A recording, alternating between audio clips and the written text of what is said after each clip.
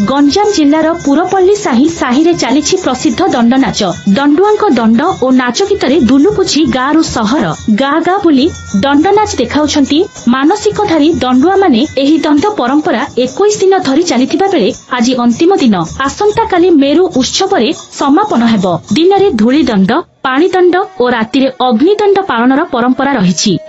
सांस्कृतिक कार्यक्रम और लोकनृत्य आयोजन करा जाउछि। निज शरीर को पीड़ा देई दंड नाच देखाई थांती दंडुआ। एही व्रत को नहीं अनेक मनरे विश्वास रहिथिबा बेले दंड नाच देखिबाकू भीड़ जमुछि।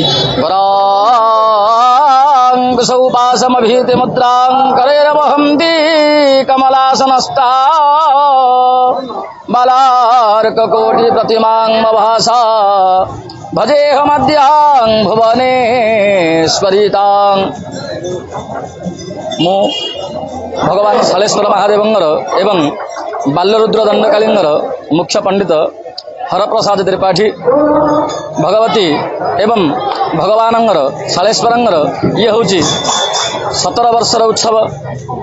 प्रथम दिवस ठारू आमे त्रयोदश दिवस पर्यंत पंचदेवतांगु धरी बुली थाउ एवं सही पंचदेवतांगु प्रातः मध्याह्न सायन्न रे आमे विशेष उपचार पूजा करि थाउ। एवं सही पंचदेवता होचंदी प्रथम होचने सालेश्वर, द्वितीय होचंदी भगवती राजराजेश्वरी रुद्रदंडकाली, तृतीय होचंदी आमर पार्वती अग्नि, चतुर्थ देवता होचंदी आमे स्थानीय रे समस्त देवता मानंगु वरण करि नै थाउ। पंचम देवता होचंदी रुद्रदंड।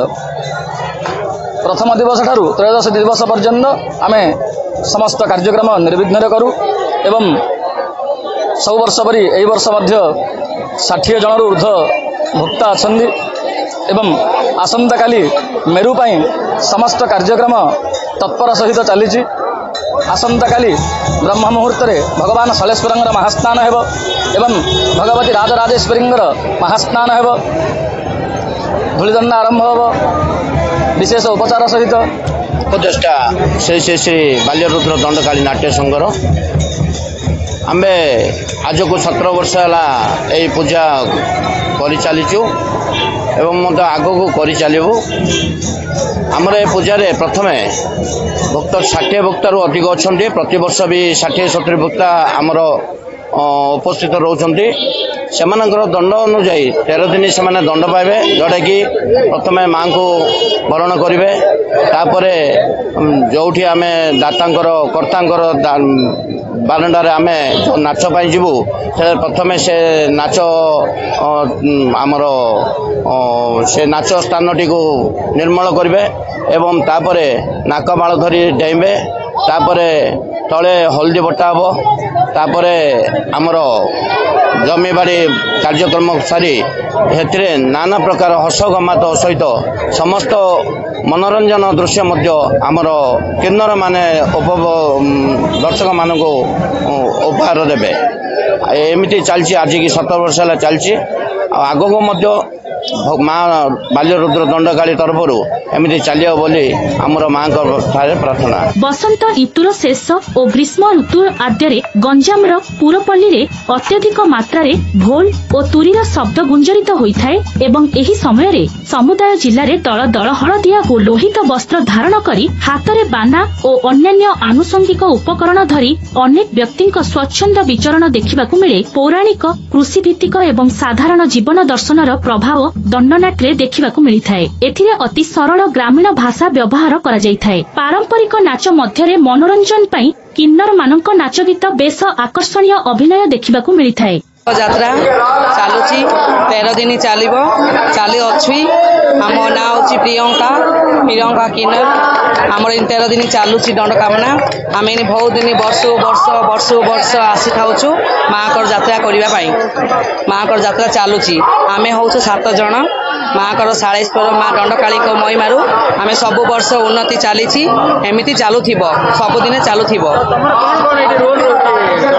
आमर ये पणा पानी माँ को पणा पानी अर्पण कर तापरे बाहागर विवाह फंक्शन चलती फिर आउे मड़ विवाह सारापर पुणी घुटना आसी हड़िया को आम खुआऊ घुटना तापर ढेग गीत नाच सब चल था।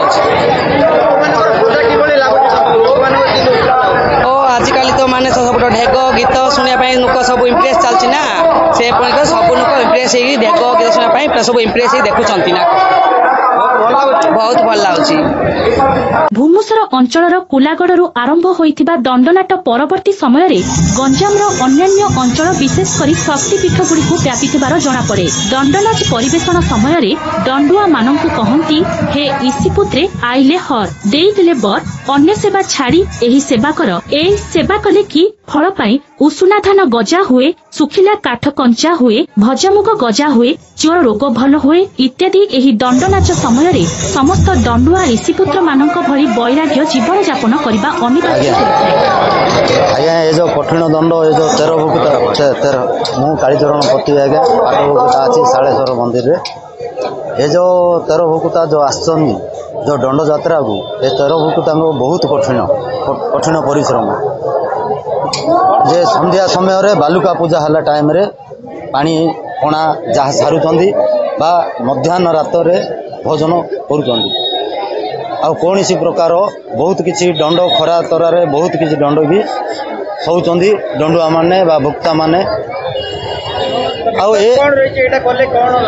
आज्ञा एटा गोटे संकल्पबद्ध जिनस कौन आम ये जो भुक्ता मान जो आसुचंदी 13 दिन गोटे संकल्प नहीं आसुचंदी मन रे जे माँ पाखु बाबा पाखु जीवा आम जो 13 दिन जो सेवा करिबा तार किना किछि मन रे गोटे मानसिक करिक जाई थाउचंदी जो द्वारा तांकर मानसिक पूर्ण हेले तांके आगामी दिन रे तांकर घर को दंड कि कुंभ ढालुचंदी दंड यात्रा करुचंदी बहुत भुक्ता भक्तमाने मानसिक पूरण हेबा आशारे दंडनाचरे अश ग्रहण करिथांती। दुरारोग्य व्याधिरु त्राही पाइबा मनस्कामना पूरण करि पाइबा आशारे लोकमाने दंडनाचरे भाग नियंती। अन्य पक्षरे पुरातन सभ्य संस्कृति लोककला परंपरा को नहीं चली आसीछि मां दंडकालीक दंडनाच जहा जनसाधारणक मनरे भक्तिभाव आंदोलित करिथाए। ब्रह्मपुररु प्रेमानंद पुजारीक रिपोर्ट जी मीडिया।